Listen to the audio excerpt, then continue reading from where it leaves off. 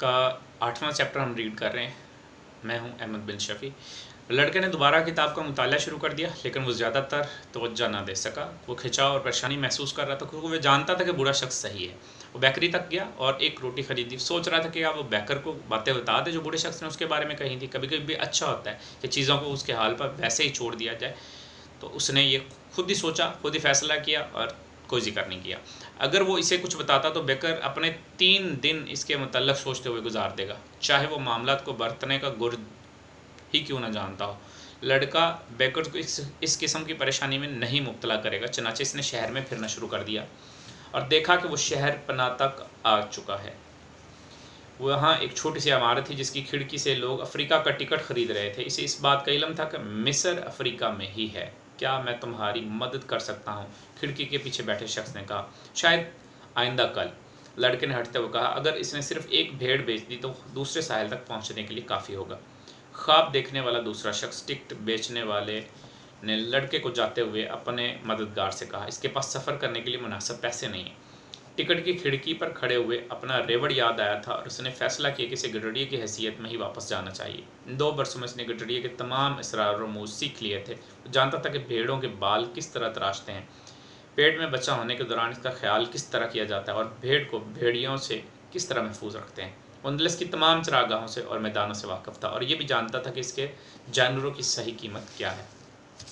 इसने फैसला किया कि वो अपने दोस्त के अस्तबल जाए और मुमकिन हद तक दूर के रास्ते से। जैसे ही वो शहर के करीब वाक़या किले से गुजरा, इसकी वापसी में खलल वाक़या हो गया और वो पत्थरों की चढ़ाई चढ़ता हुआ दीवार की बुलंद तरीन सतह पर पहुंच गया, जहां से फासले पर मौजूद अफ्रीका को वो देख सकता था। किसी ने इसे एक बार बताया था कि वहाँ है जहाँ से मूवर्स, अरब और बर्बर नस्ल से ताल्लुक़ रखने वाले शुमाल मगरबी अफ्रीका का जो मुसलमान बशिंदा है वो आते थे, और ताकि स्पेन पर कब्ज़ा कर सकें।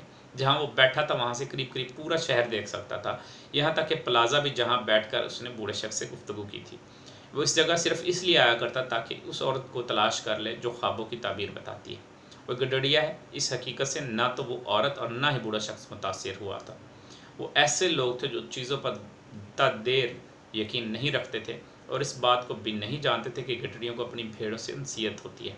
अपने रेवड़ के तमाम जानवरों के हर बात से वाकिफ़ था। इसको ये खबर थी कि इसमें से कितनी लंगड़ी हैं, कौन सी 2 माह बाद जन्म देंगी और कौन कहल वजूद हैं। और वो ये भी जानता था कि इसके पास इनके बाल तराशते कैसे हैं और इन्हें ज़िबा कैसे करते हैं। अगर इसने इन्हें छोड़ने का फ़ैसला किया तो उससे तकलीफ़ होगी। हवा तेज़ हो गई थी, उस हवा से वाकिफ़ है। लोग इसको बहिरा रूम की आंधी कहते हैं, क्योंकि मूवर्स मशरक़ी बहिरा रूम से बहिरा रूम के मशरक़ी इंतहा पर उसी के ज़रिए आए थे। आंधी की शिद्दत में इजाफा हो गया। मैं यहाँ हूँ अपने रेवड़ और ख़जाने के दरमियान, लड़के ने सोचा। वो जिन चीज़ों का आदी था और इस चीज़ का जिसे वो हासिल करना चाहता था, इन दोनों में से किसी एक का इंतखाब करना था। यहाँ पे एक बेहतरीन लाइन आ गई, यहाँ पे स्टॉप लगाते हैं। एक अब कमाल की बात इसमें यह है, इस पूरी अभी तक की जो हमने रीडिंग की है, कश्मकश में है, सोच भी रहा है वो अपने ख्वाब को पूरा करने के लिए कल निकलेगा, जाएगा, करेगा, भेड़ बेचेगा, ये करेगा, भेड़ों के साथ रहेगा। वो ये भी इस डर में भी है कि उसको सिर्फ भेड़ बकरियों का ही तो काम आता है, सिर्फ वही कर सकता है, तो वो उस काम के साथ चिपकना भी चाहता है। और ये भी जानता है कि उसका, और फिर दूसरी सोच ये भी आ रही है कि इस चीज़ से कतई किसी को कोई फ़र्क नहीं पड़ता कि वो भेड़िया है, वो गडरिया है, वो चरवाहा है, तो चरवाहा होने से दूसरों को कोई वो मुतासर नहीं कर पा रहा। तो अब कुछ बड़ा करने के लिए भी वो ज़हन में उसके ये भी साथ में चल रहा है। और एंडिंग पॉइंट जो इस चीज़ का, इस थॉट का है, वो ये है कि उसे दोनों में से एक का इंतखाब करना होगा। या अपनी भेड़ों का जिस काम को वो करता है, अपनी जो कंफर्ट जोन है उसकी, उसी के अंदर रहे, जो काम वो रोज़ाना की रूटीन में करा उसी को करता रहे, या उससे बाहर निकले और कुछ ना कुछ अपने ख्वाब के पीछे चल पड़े और बड़ा कर ले। तो 2 चीज़ों में से एक का इंतखाब करना है, जो आता है उसी पे चलते रहें या कुछ नया सीख के नया कर लें। वहाँ ताजर की बेटी भी थी, लेकिन वो इसके रेवड़ से ज़्यादा अहम नहीं थी, क्योंकि इसका इन्हिसार इस पर नहीं था। मुमकिन है इसको अब वो याद भी ना हो। इसे यकीन था कि वो जिस दिन आया था इससे कोई फ़र्क ना पड़ा हो। इसके लिए हर दिन एक जैसा था और हर दिन आने वाले दिनों जैसा होता है, क्योंकि लोग अच्छी चीज़ों को याद नहीं रखते जो इनकी ज़िंदगियों में सूरज के तुलू होने के साथ वकूफ़ पज़ीर होती हैं। अब वो ये इस हवाले से भी परेशान है कि लड़की की ज़िंदगी, क्योंकि वो गांव में रहती है, एक जैसी ज़िंदगी गुजारती है, हर दिन उसका एक जैसा है, तो उसको कोई फ़र्क नहीं पड़ा होगा इसके आने ना आने से, इसके होने ना होने से, उसको तो शायद याद भी ना होगा। मैं अपने अपने बाप, अपनी माँ और कस्बे के किले को छोड़ दिया, वो मेरी गैर मौजूदगी की आदी हो चुकी, इस तरह मैं भी, भेड़ें भी मेरी गैर मौजूदगी की आदी हो जाएंगी। लड़के ने सोचा। वो जहाँ बैठा हुआ था वो वहाँ से प्लाजा देख सकता था, लोग मुसलसल बेकर की दुकान पर आ जा रहे थे। एक जवान जोड़ा सी बेंच पर बैठा, जिस पर बैठकर मैंने बूढ़े शख्स से गुफ्तगू की थी और उन्होंने एक दूसरे का बोसा लिया। वो बेकर इसने ख्याल की तकमील के लिए बगैर खुद से कहा, बहर रूम की तेज़ हवाएं आंधी बढ़ती चली जा रही थी, इसकी ताकत को अपने चेहरे पर महसूस कर रहा था। यही हवाएं मूवर्स को लाई थी, हाँ, और यही सहरा की खुशबू और नकाबपोश औरतों को भी लाई थी। वो अपने साथ मेहनत को ख्वाब देखने वाले आदमियों को भी लाई थी, जिन्होंने एक बार नामालूम चीज़ की तलाश में छोड़ा था, सुनने और गैर मामूली तजर्बात के लिए और अहराम मिस्र के लिए। लड़के ने हवाओं के आज़ाद रवि पर हसद का जज्बा महसूस किया और देखा कि ऐसी आज़ाद रवि वो खुद भी हासिल कर सकता है, इसे खुद इसके अलावा कोई दूसरा नहीं रोक सकता था। भेड़ें, ताजर की बेटी और अनलिसा के मैदान तकदीर के रास्ते में महज एक कदम थे। कितनी कमाल की एक थॉट, एक अलग लेवल पे लेके जाता है दिमाग को, और वहाँ पे जाके वो सोच को, पढ़ने वाले की सोच को बढ़ा रहा है, बेहतर कर रहा है, इम्प्रूव कर रहा है। कैसे बेहतर कर रहा है? अब वो ये चीज़ बता रहा है कि उसे खुद उसके अलावा कोई नहीं रोक सकता। हसद किस चीज़ से कर रहा है? हवा से हसद कर रहा है कि हवा का दिल जिस साइड पे करता है वो पहुँच जाती हैं। अब खुद जाना चाहता है ना कहीं पे, तो सोच रहा है कि जहाँ से हवा आई है वहाँ वो जाना चाहता है, तो ये उसकी एक हसद की उसके अंदर थॉट पैदा होती है। दूसरे दिन लड़के ने दोपहर में बूढ़े शख्स से मुलाकात की। वो अपने साथ 6 भेड़ें लाया था। मुझे हैरत है, लड़के ने कहा, मेरे दोस्त ने दूसरी तमाम भेड़ों को फ़ौरन ही खरीद लिया। इसने कहा इसने हमेशा गडरिया बनने का ख्वाब देखा और ये एक अच्छा शगुन था। हमेशा ऐसा ही होता है, इसे इत्मीनान बख्श असूल कहते हैं। जब तुम पहली बार ताश खेलते हो तो तुम्हें हमेशा जीतने की तवक्को होती है, सीखने वाले की किस्मत। ऐसा क्यों होता है? क्योंकि एक ताकत चाहती है कि तुम अपनी तकदीर को तस्लीम करो। ये तुम्हारी इश्तहा या रग़बत को कामयाबी के मज़े से बढ़ाती है। जब हम कुछ बड़ा करने की या कुछ भी करने की कोशिश करते हैं तो कामयाबी, उसमें कोई भी कदम हम उठाते हैं वो कामयाबी हमारे मज़े को बढ़ाती है। बूढ़े शख्स ने भेड़ों का मुआयना करना शुरू किया और देखा कि उनमें से एक लंगड़ी है। लड़के ने वजाहत की कि ये कोई अहम बात नहीं है, क्योंकि रेवड़ की वो एक ज़हीन भेड़ है और काफ़ी ऊन पैदा करती है। ख़जाना कहाँ है? इसने पूछा। ये मिस्र में अहराम के करीब है। लड़का चौंक गया, क्योंकि बूढ़ी औरत ने भी यही कहा था, लेकिन ये बताने के लिए इसने कोई फ़ीस नहीं ली थी। ख़जाने को पाने के लिए तुम्हें गैबी इशारा समझना। खुदा ने रास्ते मुतय्यन कर रखे हैं जिस पर हर शख्स को चलना होता है। तुम्हें सिर्फ इन गैबी इशारों को समझना जिसे इसने बना रखा है। अब वो एक थॉट दे रहा है, इंसान अपनी ज़िंदगी में कुछ भी करना चाहता है, उसके हवाले से जो उसके कदम ब कदम उसके ज़िंदगी में इशारे मिलते हैं अल्लाह ताला की तरफ से, तो वो कहता है कि इनको समझने की कोई ज़रूरत है, उनको समझे और उसका आगे नहीं। इससे पहले का लड़का जवाब देता है कि तितली बरामद हुई और उसके और उस बूढ़े आदमी के दरमियान उड़ने लगी। इसे अपने दादा की कही बात याद आई कि तितलियाँ एक अच्छा शगुन होते, जैसे झींगर, जैसे तवक्कुआत, जैसे छिपकलियाँ और चार बरगा पौधे, 4 शाखों वाले। ठीक है, बूढ़े शख्स ने लड़के के ख्यालात पढ़ते हुए कहा, जैसा कि तुम्हारे दादा ने तुम्हें बताया, ये अच्छे गैबी इशारे। बूढ़े आदमी ने अपना लिबादा खोला और लड़के ने जो कुछ देखा उसे एक धचका लगा। बूढ़े शख्स ने अपने सीने पर सोने की भारी प्लेट लगा रखी थी। उसने एक भारी प्लेट लगा रखी थी जिस पर कीमती पत्थर लगे हुए थे। लड़के को वो चमक याद आई जिसने पिछले दिन देखी थी। वो वाकई एक बादशाह था। इसने शायद इसलिए भेस बदल रखा था कि कहीं चोरों से मुकाबला न हो जाए।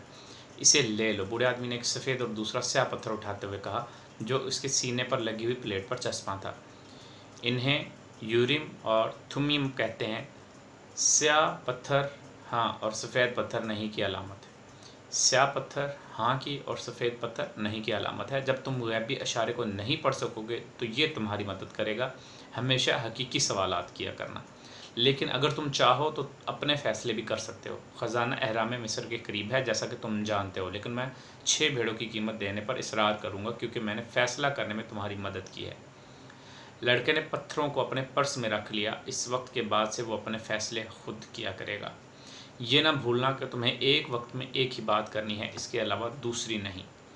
और गैबी इशारे की ज़ुबान भी ना भूलना। ये भी ना भूलना कि इस तरह अख़ज़ किए गए नतीजे पर ही मुक़द्दर की जानब बढ़ना है, لیکن جانے سے پہلے میں تمہیں ایک چھوٹی سی کہانی سنانا چاہتا ہوں۔ ایک تاجر نے اپنے بیٹے کو خوشیوں کا راز سمجھنے کے لیے بھیجا کہ وہ دنیا کے عقل مند لوگوں سے جاننے کی کوشش کرے۔ لڑکا صحرا میں 40 دنوں تک پھرتا رہا اور پھر ایک خوبصورت قلعے کے پاس پہنچا جو ایک بلند پہاڑ پر بنا ہوا تھا۔ یہ وہی جگہ تھی جہاں عقل مند شخص رہا کرتا تھا۔ ایک برگزیدہ شخص کی تلاش کی بجائے ہمارے ہیرو نے قلعے کے کمرہ خاص میں داخل ہوتے ہوئے پرہجوم چہل پہل دیکھی۔ تاجر آ رہے ہیں، جا رہے ہیں، کچھ لوگ کونوں میں گفتگو میں منہمک ہیں۔ ایک اچھا سا طائفہ موسیقی بجا رہا ہے۔ ایک میز پر دنیا کے اس حصے کے لذیذ کھانے چنے ہوئے ہیں۔ عقل مند آدمی ہر شخص سے گفتگو کر رہا ہے۔ لڑکے کو اپنی باری کے لیے 2 گھنٹے تک انتظار کرنا پڑا کہ اس شخص کی توجہ اپنی جانب مبذول کرائے۔ عقل مند آدمی نے لڑکے کی وضاحت کو توجہ سے سنا کہ وہ کیوں آیا ہے، لیکن کہا کہ خوشیوں کے راز کو بیان کرنے کے لیے وقت نہیں ہے۔ اس نے لڑکے کو مشورہ دیا کہ محل کے گرد و پیش کو دیکھے اور 2 گھنٹے بعد واپس آئے۔ اس دوران میں چاہتا ہوں کہ تم کچھ اور بھی کرو۔ عقل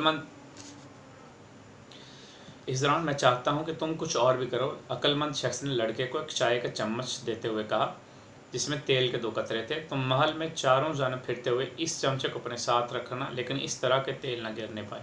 لڑکے نے محل کی بہت سی سیڑھیاں چڑھنی اور اترنی شروع کر دی۔ وہ اپنی نگاہوں کو چمچے پر جمائے رکھا۔ 2 گھنٹے بعد وہ اس کمرے میں واپس آیا تو عقل مند شخص نے پوچھا، اچھا ہاں، کیا تم نے ایران کا وہ منکش کپڑا دیکھا جو میرے ڈائننگ ہال میں لٹک رہا ہے؟ کیا تم نے وہ باغ دیکھا جسے مالی نے 10 برسوں میں تخلیق کیا ہے؟ کیا تم نے میری لائبریری میں وہ خوبصورت نقاشی دیکھی ہے جو چرمی پارچے پر کی گئی ہے؟ لڑکے نے خجل ہوتے ہوئے تسلیم کیا کہ اس نے کچھ نہیں دیکھا۔ اس کی تمام تر توجہ اس پر تھی کہ تیل کسی صورت نہ گرنے پائے، جیسا کہ عقل مند شخص نے اس سے کہا تھا۔ تو پھر واپس جاؤ اور میرے ان واردات کو دیکھو، عقل مند شخص نے کہا۔ تم اس شخص پر اعتبار نہیں کر سکتے جب تک کہ تم نے اس کا گھر نہ دیکھا ہو۔ لڑکا اٹھا اور چمچہ لے کر محل کو بغور دیکھنے کے لیے نکل پڑا۔ اس بار اس نے ہر چیز کو ٹھیک طرح دیکھا، سارے فنکارانہ کام کو چھت پر، دیواروں پر ملاحظہ کیا، باغات سے لطف لیا، چاروں جانب پھیلے ہوئے پہاڑوں پر نظر ڈالی، پھولوں کے حسن اور ذوق کے انتخاب کو داد دی۔ دانا شخص کے پاس واپس آ کر اس نے دیکھی ہوئی چیزوں کی تفصیلات بیان کی۔ لیکن ان تیل کے قطروں کا کیا بنا جو میں نے تمہارے حوالے کیا تھا؟ مردانہ نے استفسار کیا۔ اپنے پاس موجود چمچے پر نظر ڈالی تو لڑکے نے دیکھا کہ تیل گر چکا تھا۔ خیر، میں تمہیں صرف ایک ہی مشورہ دے سکتا ہوں، دانا شخص نے کہا۔ خوشیوں کا راز یہ ہے کہ دنیا کے تمام عجائبات دیکھے جائیں، لیکن چمچے میں موجود تیل کو فراموش نہ کیا جائے۔ گڈری نے کوئی جواب نہیں دیا۔ بوڑھے بادشاہ نے جو کہانی سنائی تھی اسے اس نے سمجھ لیا تھا۔ گڈریا سفر کو پسند کرتا ہے، لیکن اسے اپنی بھیڑوں کو کبھی نہیں بھولنا چاہیے۔